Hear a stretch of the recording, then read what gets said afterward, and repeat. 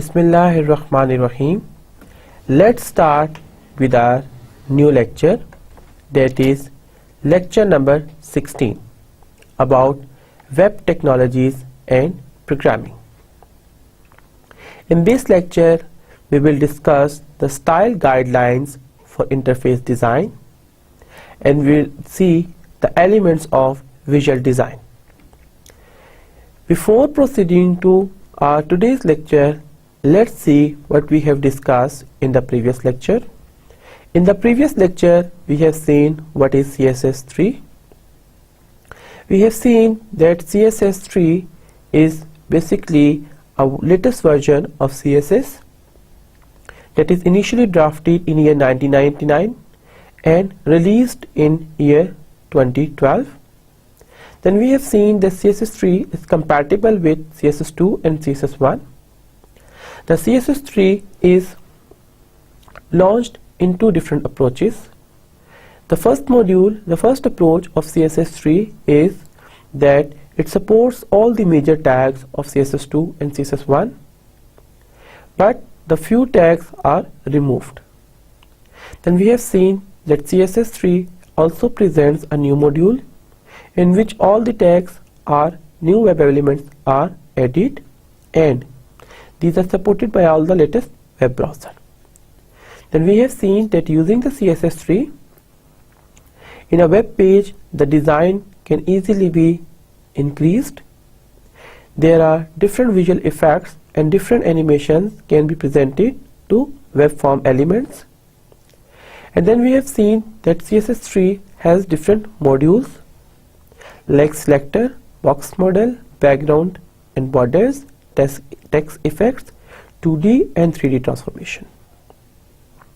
Then we have seen using CSS3 we can give the rounded corner shape to any element.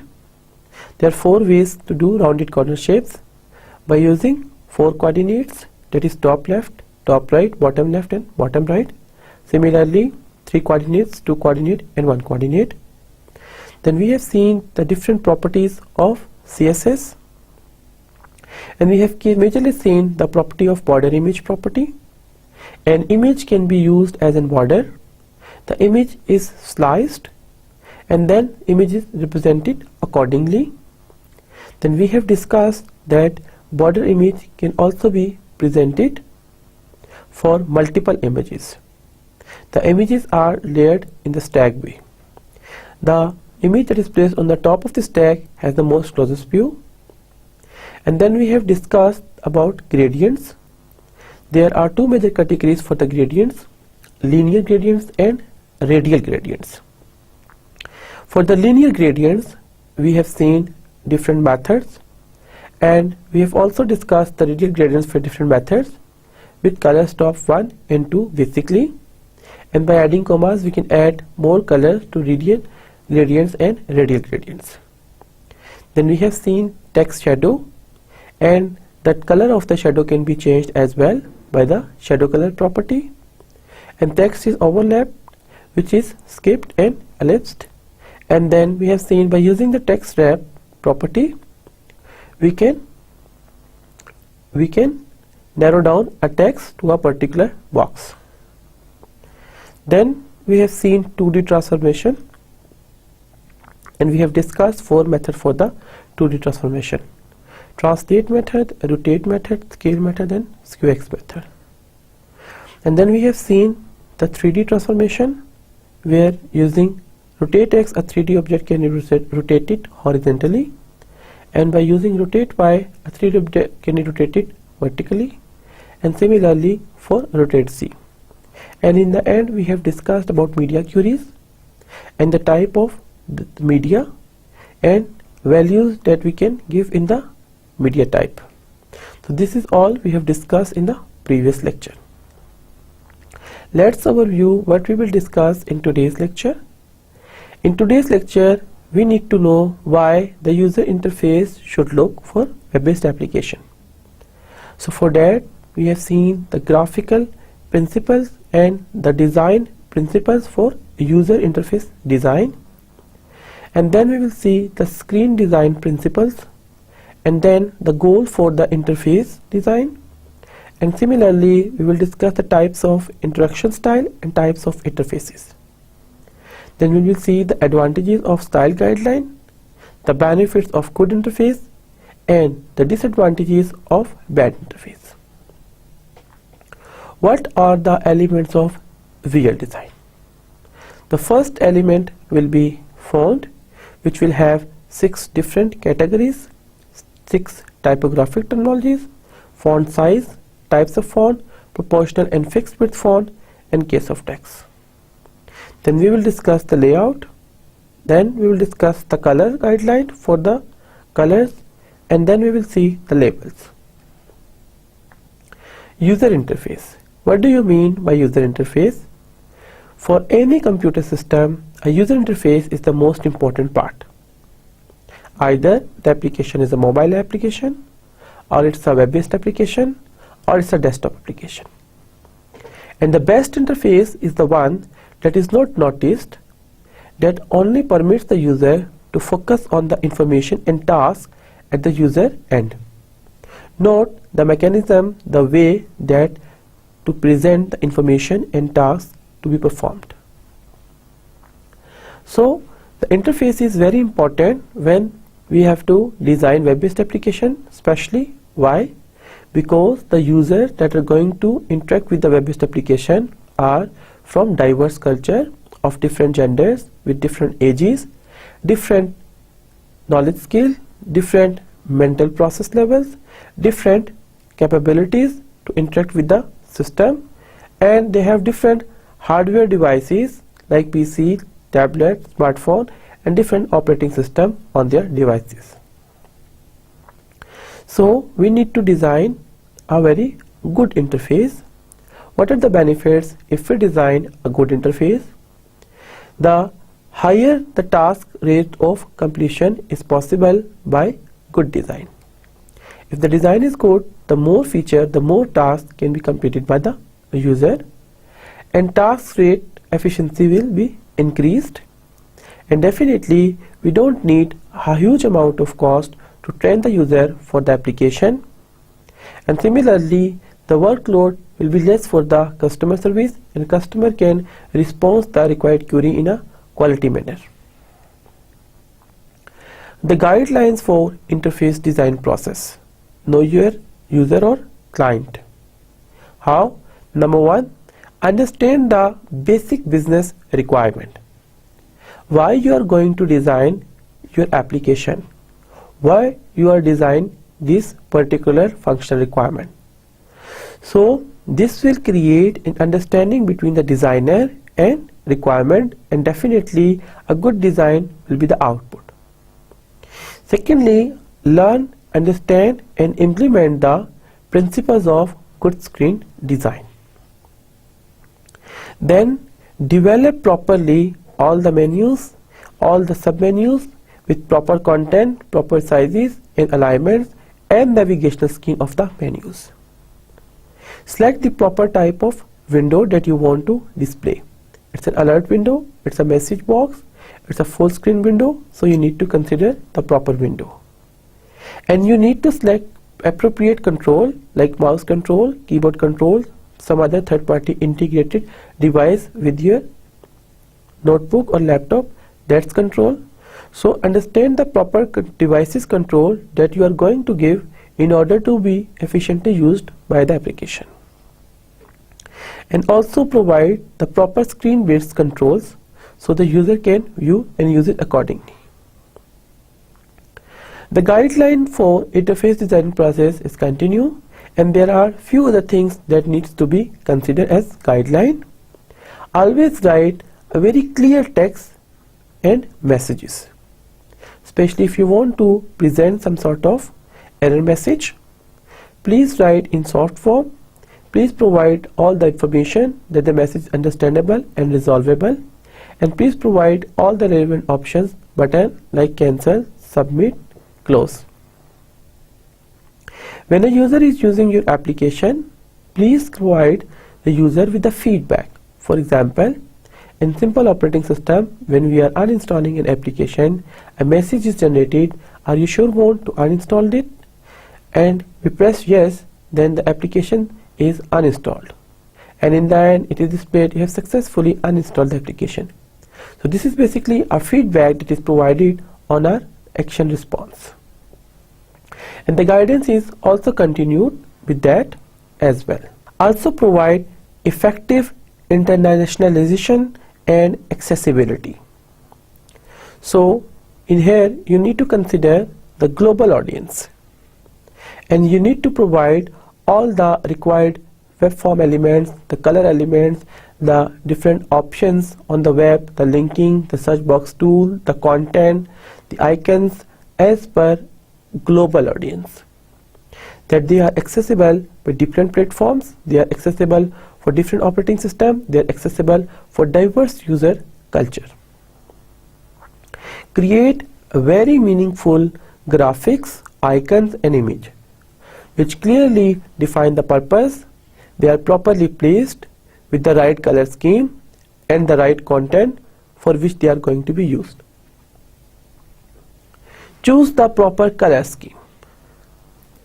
If you have selected a very right graphical tool and a right icon is designed or right image is placed, but the color is not properly used, it may affect a very bad image on your interface.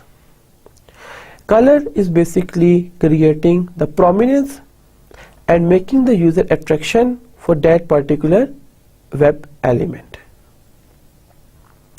Organize and properly lay out all the windows and pages, as we have seen the design layout using the div in the previous lectures.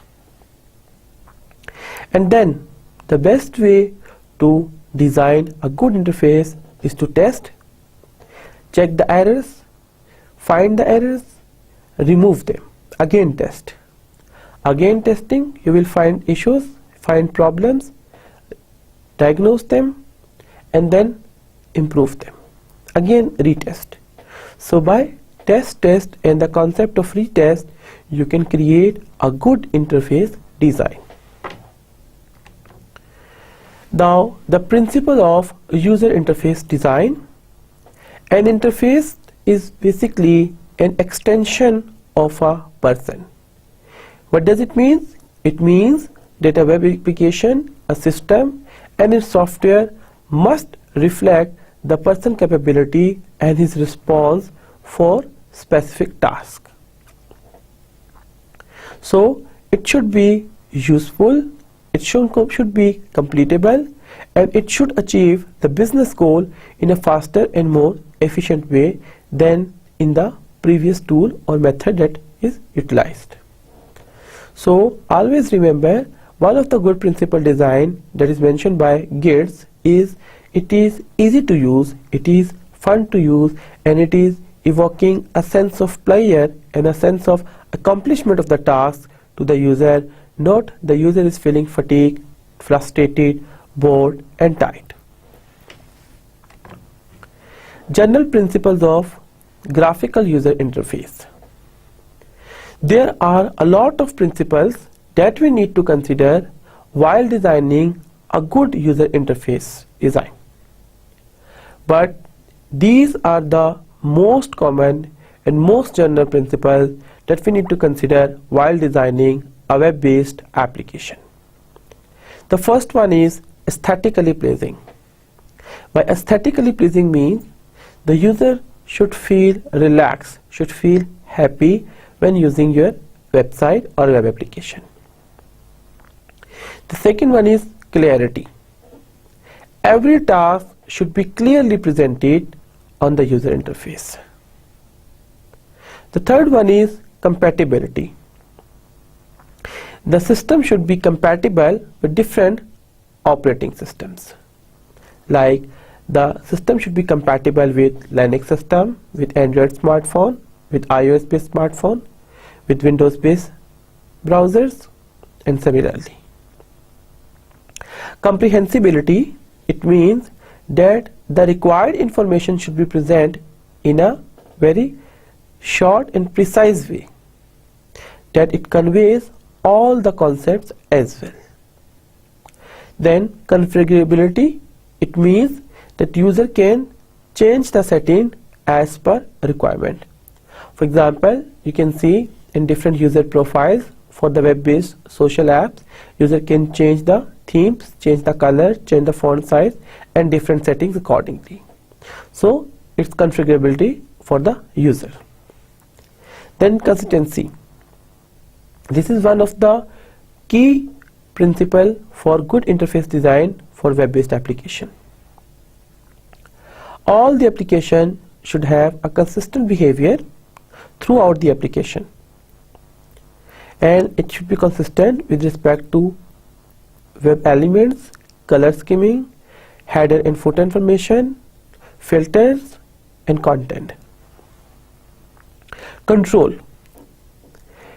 If a user is taking an action, then the control should be transferred to the user. For example, if I am going to uninstall an application, I have pressed uninstall on the install and remove programs of the operating system, then the control should be given to me and it should ask me through a message box, are you sure you want to uninstall it?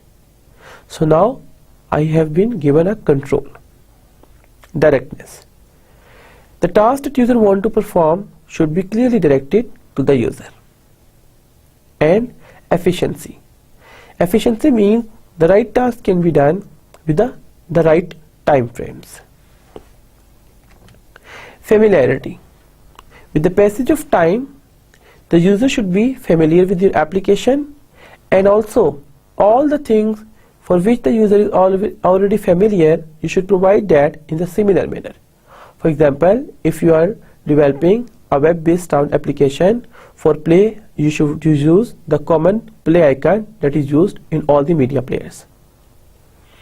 Flexibility. The application should provide the facility that if it requires to be enhanced, it can be extended. Forgiveness. In case a user perform any small mistake, any little error, it should be ignored rather to give again and again a strong validation checks or alerts. Predictability. After using few small features or the starting level of the application, it should guide the user that how to use it. Recoverability. In case the application is crashed due to any restriction by the memory or browser or bandwidth, the application should recover it to the previous state. Responsiveness. The application should always give the response to the user in the specific time. It should not be hanged, it should not be jammed, it should not be continuously going on with a task and no output is shown for a long duration. Simplicity. The application should not be cluttered with a lot of visual elements. Yes, it depends on the type of application as well, but usually for a good interface design, it is preferred that application should not be cluttered for a lot of visual elements. Limited number of visual elements with specific number of color shades to be used in an efficient way is to be said as the concept of simplicity. Transparent. Whatever the user is doing should be shown to the user. If a user is downloading something and it is loading, then it should show the symbol of loading so that the user can come to know that at the moment the video or the file is getting downloaded. Trade-off. If the application has some problems, the application should clearly mention that problems so that instead the user needs to know that problems later on, he or she comes to know by the clear indication of the trade-off mentioned guidelines. So, a well-designed screen. For a good principle of good interface, a screen should be designed properly. And what are the principles for designing a good screen? The first one is reflect. The screen should reflect the capabilities, needs and tasks of the user. Each and every screen on the web-based application should clearly indicate what the user wants to perform, what are his required tasks. Then, considering the user physical constraint, for example, a user might be using application in a noisy environment, or might be a user is using the application in a silent environment, or might be user is using the application while traveling. So considering the physical constraint of the user environment and similarly the hardware constraint of the user, the application screen should be developed. Then the software in which the application screen is going to be designed should be effectively and efficiently utilized so that we can design a good screen. And the most important thing is that the task, the business task, the business goal must be achieved when designing a particular screen. What are the goals for good interface design? If an interface is designed in a best manner, then what is the benefit? The benefit is this, that it will reduce the visual work for the web user. It will reduce a lot of intellectual work and calculations for the user. It will reduce the memory load and memory work on the user. It will reduce the load of cognitive process, motor processes from the user, and it will eliminate and minimize the burden, the hurdles imposed by technology. So if these things are happening in an interface, it seems to be that we have achieved the goals for that particular interface. While designing web-based application, following characteristics should be considered on priority based. The first one is clear navigation aids. Whenever user wants to move from one particular link to other particular link, either she's using hyperlink or using submenus or through search option, this should be clearly mentioned that from this particular page or this particular object on a page, user can move on which next particular page or object. There should not be any dead end pages in the web application, that on a hyperlink it should not happen that no page exists. A user can directly access by using the keyboard or mouse to the particular web page. A web application should not provide a lot of complex features in one single screen. They should be divided and they should be planned for different pages. So less number of visual objects with limited number of color choices should be given, and this concept is to be said as simplicity. The consistency concept should also be implemented in all the application. Then design the application with the aim of integrity, that all the features, all the related requirements are related and integrated accordingly. And there should be less number of errors and issues should appear to the application, and application should be stable for reliable results according to the required inputs. Feedback and dialogue.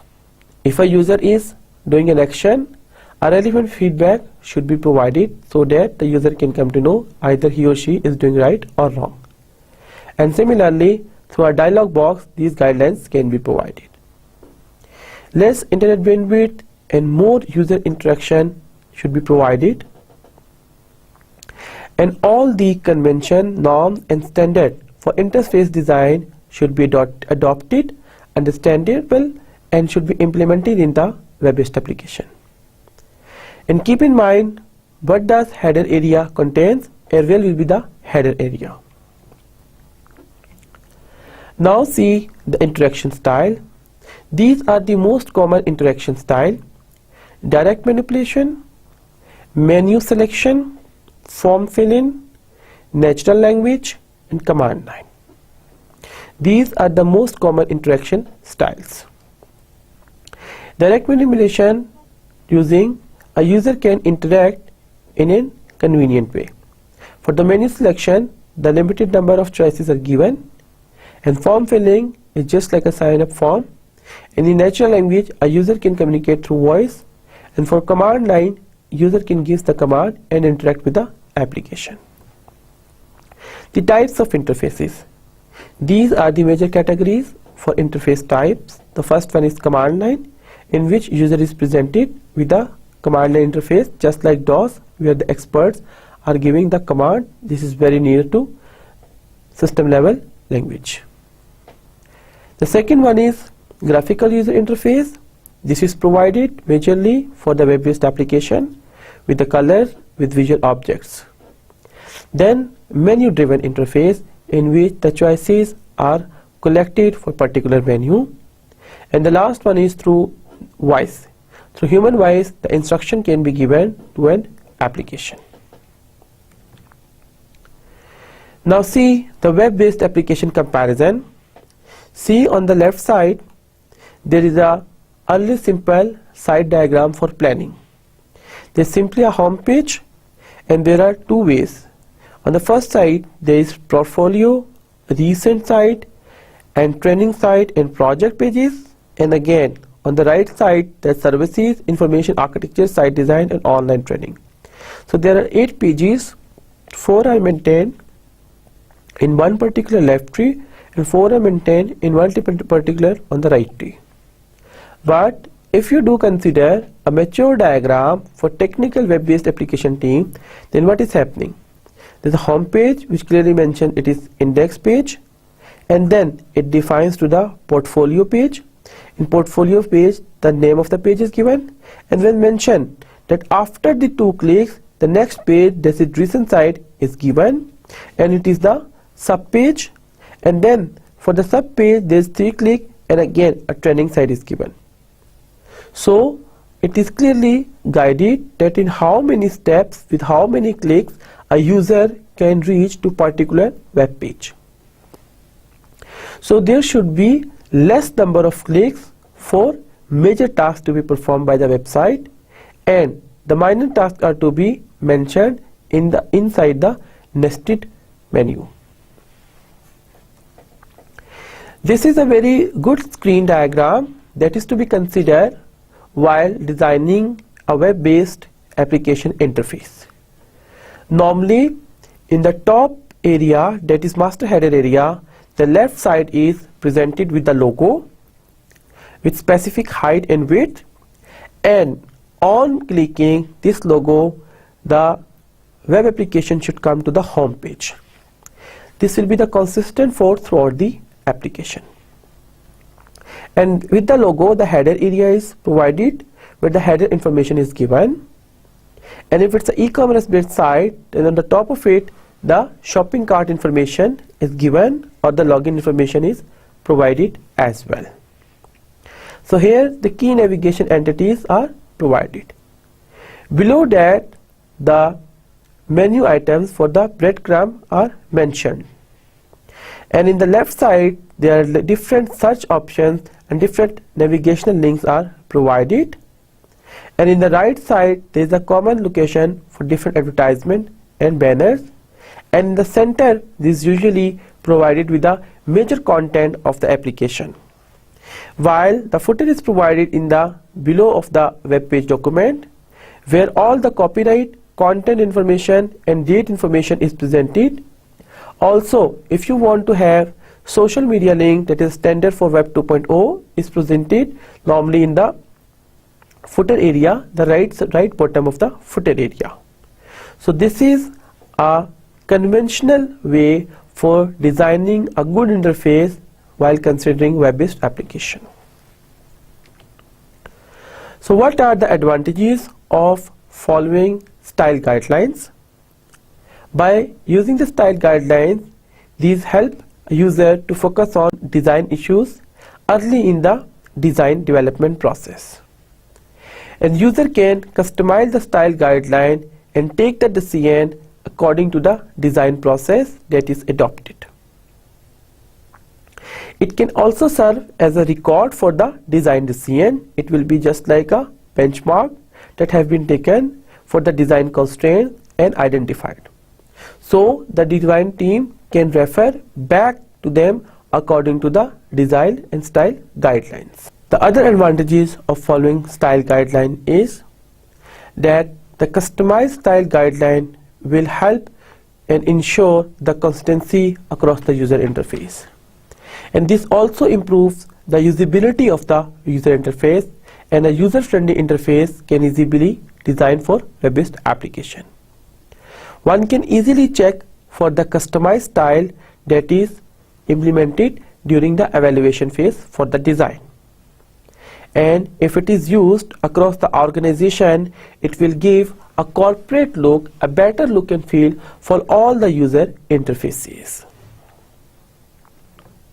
So good interface design has some characteristics and bad interface has some disadvantages. What are the advantages of good interface? The key advantage of good interface is that the money will be saved and user is agree to use your product, so your productivity will be increased, and your existing user will bring some new user for your product, which will increase the business revenue. And if users are increasing, it means usability is achieved. If the interface is badly designed, we are going to face different problems. The one is that a user will feel frustration and dissatisfaction. The second is user is not going to use application, and hence the productivity will be lost and the application will be less efficient, and you need to spend more money in order to make it a good application.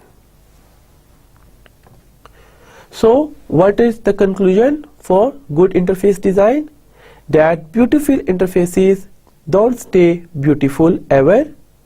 Basically, interface style guides are extremely best practices for designing and implementing the interfaces. However, keeping the information updated and the functional is also of very important for any interface. Moving onward, now we will discuss the elements of visual design for our applications. First of all, we need to know the principles of design. By the term principle of design, we mean the method of arranging and assembling the elements on a user interface. Why to arranging and how to arrange? The arrangement should be to achieve balance, unity, variety and proportion and rhythm and streamlining and gridding the elements. What are the elements? Elements of design are basically the graphical items that are building blocks for designing any user interface.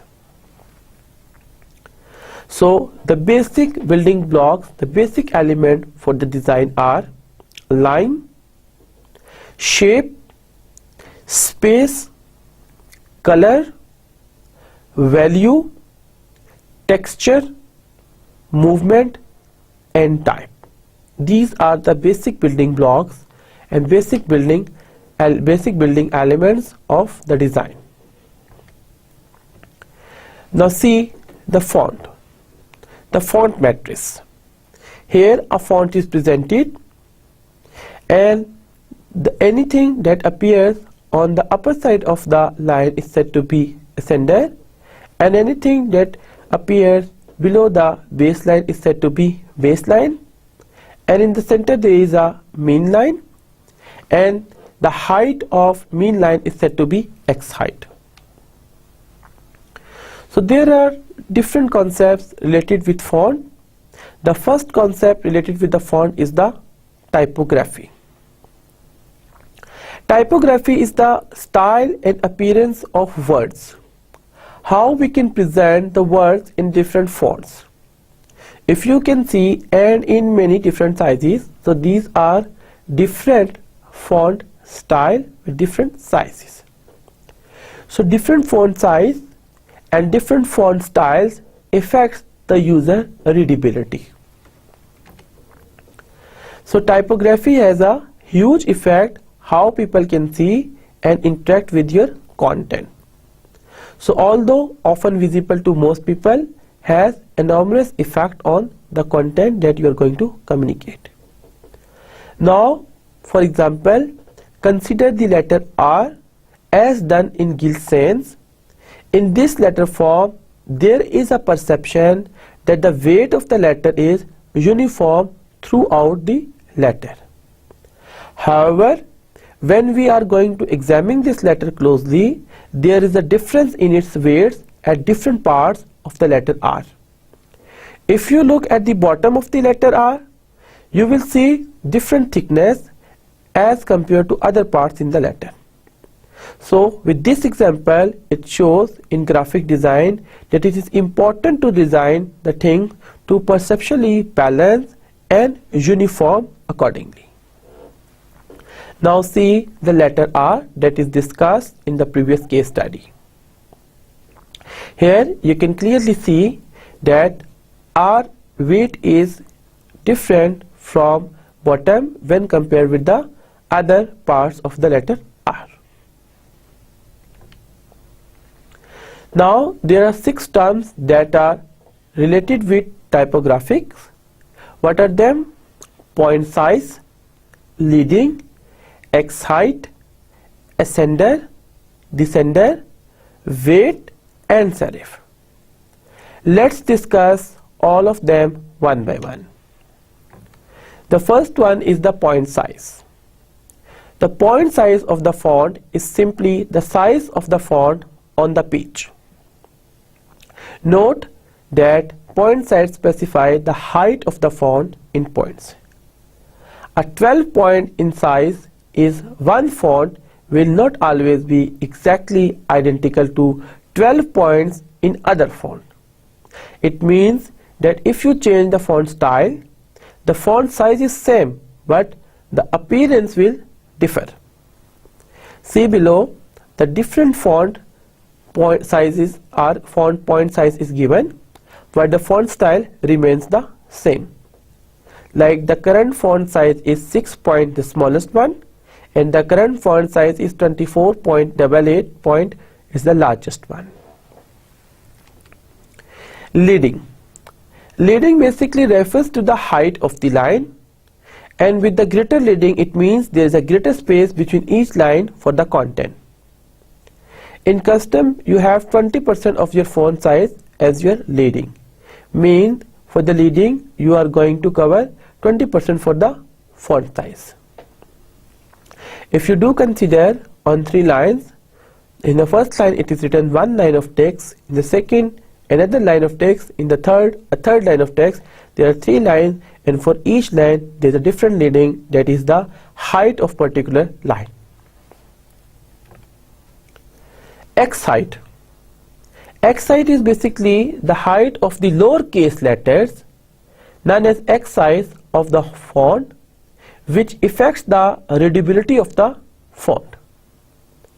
While in general font with X heights are easier to read at smaller font sizes with smaller X heights. So if you do consider over here in this line, the X height is given on the right side, and then all the things that is appearing on above the X line is ascender, and below the base line is descender. So the below line is said to be base line, the above line is said to be X line, and the distance between the base line and X line is considered to be X height, and anything that is appearing on above of X line is ascender, and anything that is appearing below the bottom line, that is base line, is said to be descender. So ascender and descender are the part of the letter that extend above or below line of the font, such as Y is below and part of the H is above. So the part of the H that is above is said to be ascender, the part of the P and G that is below is said to be descender. Now see the weight. What do you mean by weight? The weight of a font basically refers the thickness of the letter, and the weight can vary from thin to light bold and to completely bold, that is heavy. The weight can provide a good contrast of the content that you want to try to convey. So if you do consider the normal weights are from 100 to 900, where 100 is the minimum font weight and 900 is the maximum or heaviest font weight. And between 100 to 900, every font weight has a difference of 100. So when you are increasing the font weight, it is getting bold. The font can be divided into two major categories. The first category is sans serif and second is serif font. The sans serif fonts are the one with little serifs coming out of the edges of the font, giving it a traditional look, whereas the sans serif don't have the additional marking and making them modern. So it is historically proven that serif fonts are considered easy to be read, even there is no way to quantitatively prove the statement. So in order to have better visibility, which font family should be used? Serif font. Let's see the difference of them. Font size. The font size are traditionally expressed in points.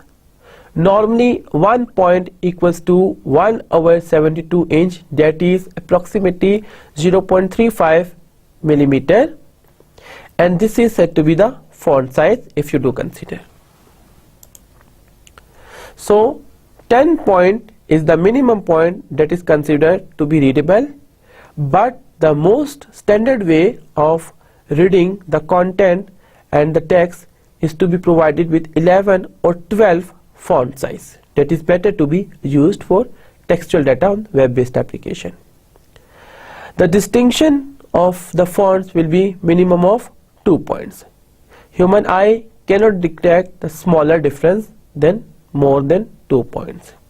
For example, if you use 12 points for the text, you should use at least 14 points for the header and 10 points for the footer note. And if you want to make something more broader, important, or the key headings, you should make it 16 point. So see, 16 point font must be used here, the major heading, then 14 point fonts, the subheading, and then 12.4 for the normal text to be presented. So the types of font difference. The serif font is slightly an extra line at the end of a letter stroke.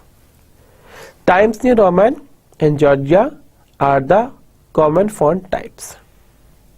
Sans serif is basically French without serif, and font does not have such embellishments like Arial, Helvetica and Verdana. So these are the fonts which belongs to the font family of sans serif. See the difference between serif and sans serif.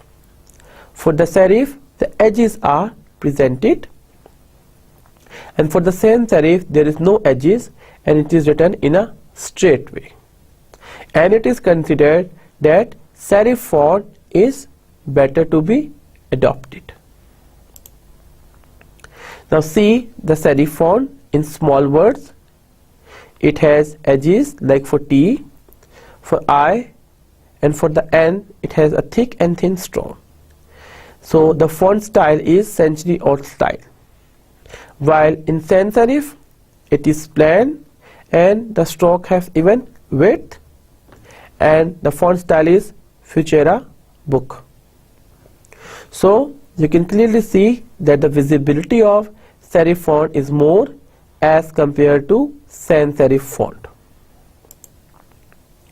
So when reading passages of text, serif text is considered the easy to read than sans serif, but still we don't have an evidence for the conclusion. Moving onward, picking a typeface primarily depends on the application and the content of the application to be used. When we are going to choose a font for the logo, the font should be something that stand out, is clear, and it should make a statement. But when we are going to choose a font for a book, the font should be chosen to maximize the readability for the content. So these are some guidelines to be considered for the font. Layout. The next tool for creating a visual hierarchy that is clear and distinguishable is to consider the layout of your content. The layout of the content is a very important factor in order to present your content in an efficient way. By grouping the things together and putting them on a grid, we can visually guide the user in a better way for a design.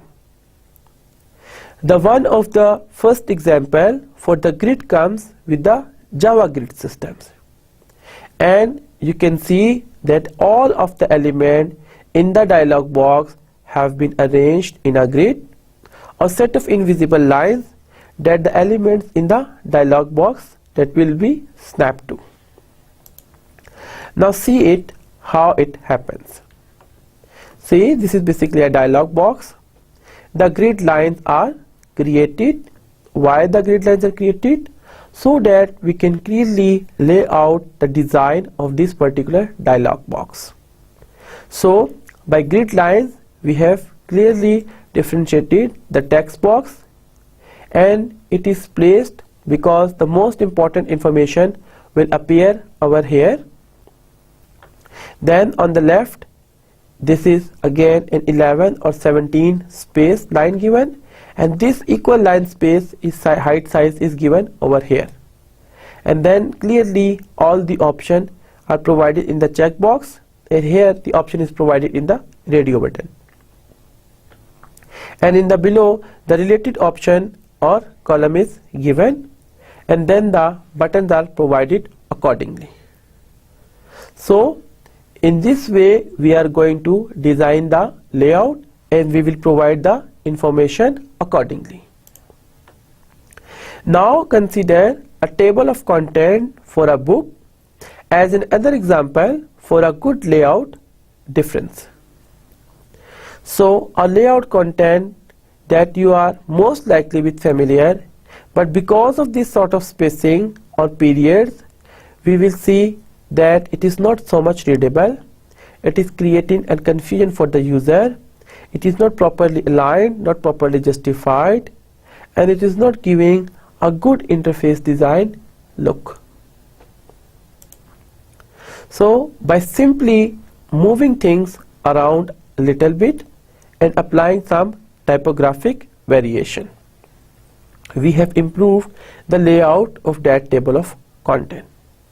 By putting all the course title in the left side in a smaller column, and that is right aligned, while the course name is Raj and it is put in the left aligned column. And now we can clearly see the clear layout for the table of content information, and we can see it is justified from the center, and the mapping is clearly presented, and extra information of dots is also removed, and the visibility is achieved, and the design have the good layout for this system. Color. The color is basically a tool when we are working for visual design. So the best design uses limited number of colors. The designer only use limited or couple of colors for the good interface design.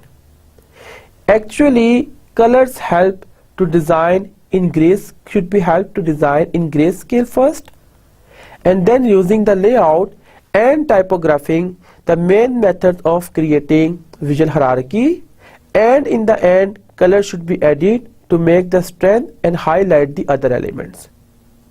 Then moving from grayscale to the color scheme, you should be sure for the luminance of the grayscale, that for the mockup that you have created. Mockup is basically each and every guideline of visual element with color scheme for particular screen. So color is used to add complements to the objects and tie them together. Color adds and color can create emotion and can leave an impression to the user on web application. So use the color in such a way that it creates a harmony, a balance, a uniformity in your design. These are some guidelines for the colors. Do not use too many colors. Do not use coding to support user tasks. Try to use different colors to support user tasks with colors. Always allow the user to control the color so that user can, if user wants to change the color of the background or some text, he or she can do it. And try to design for monochrome, then add color. First design in gray and white style and then add the colors. And use color coding consistently. If you are using a color in footer, for whole the web application, use the same color in the footer. If your header is in blue color, use the blue color for all the headers on your web application. So in this way you will achieve color consistency. Avoid the pair that will clash. Some colors are overlapping.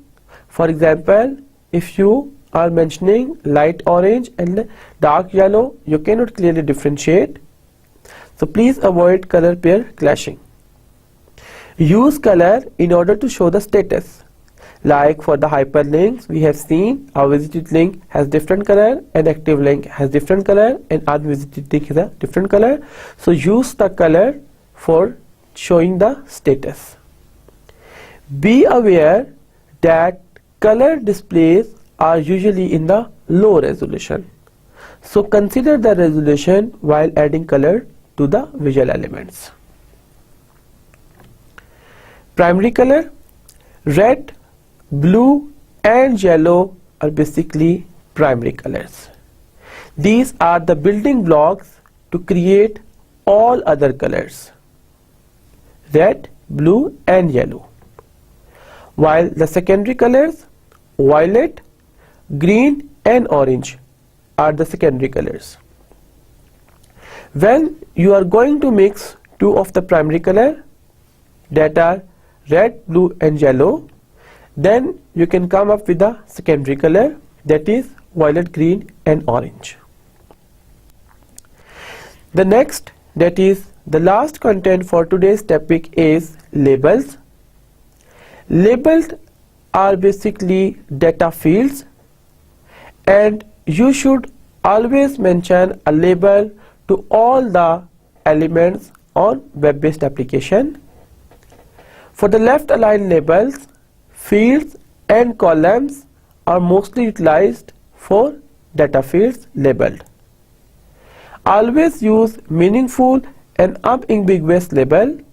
Mention the clear, concise and meaningful labels. For novice user, for layman, for beginners, always remember that searching and menu size is difficult. So if a label is unknown, examine all the mentioned items, and if a label is given, provide the search in a linear way or in a random way. So textual label helps the beginners and infrequent users to use the application properly. So let's see what is the summary of today's lecture. In today's lecture, we have discussed in detail the guideline and principles of a user interface. We have seen that what are the benefits of good interface design and what are the benefits of and what are the disadvantages of bad interface design. And then we have discussed different principles for a screen design, how we can design a good screen, by adopting some principles. And then we have seen some good principles for web-based applications, in which we have seen the aesthetically pleasing feature, it should be responsiveness, it should be consistent, it should provide feedback to the user, it should give a direct access to the user control should also be added, the user response should be provided, in case of error recovery should be given, write clear and concise error and message, provide appropriate windows, add proper content and original content, give the application for flexibility, provide the concept of familiarity, give the concept of configurability, give the concept of comprehensibility, and provide with consistency, and add the concept of user friendliness, and increase the usability with ease of use and user friendliness. So these are different principles that we have discussed for good screen design. Then we have seen the interface design goals. By designing a good interface, we will achieve some goals, that we will reduce the mental effort of the user, we will reduce the training cost, we will reduce the financial money that will be spent for improvement and updation of bad interface, and again cognitive load is minimized and productivity is achieved. Then we have seen different interaction style, direct manipulation, form filling, graphical user interface. So we have seen different interaction style. Then we have seen types of common interface, we have seen command line interface, natural language interface, menu driven interface, graphical user interface. And then we have clearly seen the advantages of style guidelines. What are the benefits of following style guidelines? And then we have seen by adopting good interface design, we will have the benefit like the productivity will be increased, time will be saved, cost will be saved, and application will have good usability. And the disadvantage of bad interface will be that the user will be frustrated, the usability will be decreased, the cost will be increased, the training time will be increased, user is not going to use your application, so productivity will be decreased. And then we have proceeded towards the visual elements of design.